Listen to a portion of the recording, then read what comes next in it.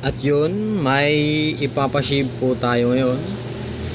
At may kumuha sa items na to. So ang tawag dito ay mga overprint, BSP mint. Ayan.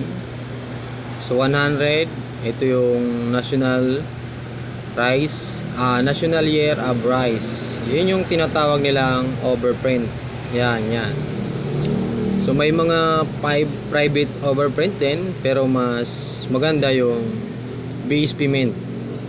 Kumbaga sa coins, ito yung mga commemorative. Sa 50 naman, yan, overprint din yan, ang tawag dyan. At BSP mint din yan. So ito ay mga circulated na, mga circulated condition. 250 na overprint na magkaiba at 100 na overprint. Ayan. So mga BSP mint yan. At mayroong mga private overprint din na pagkagawa, hindi na galing sa BSP.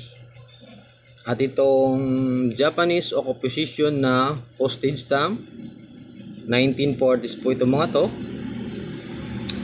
Kasama po ito sa kukunin niya.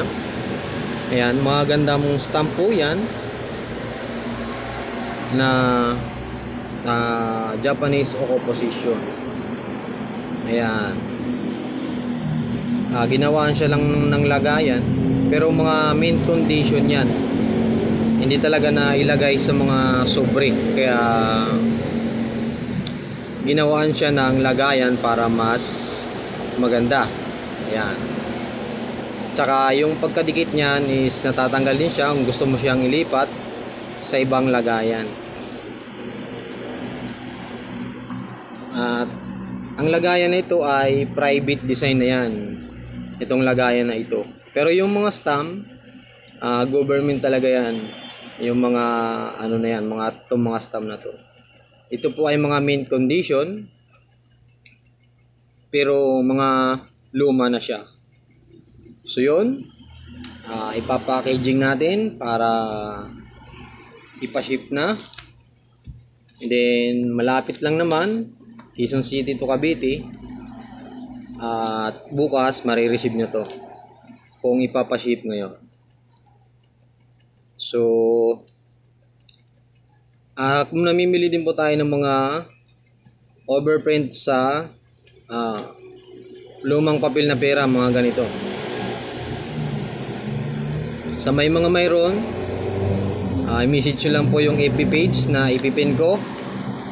Doon nyo po i-send yung mga items na pangbinta nyo para makita natin.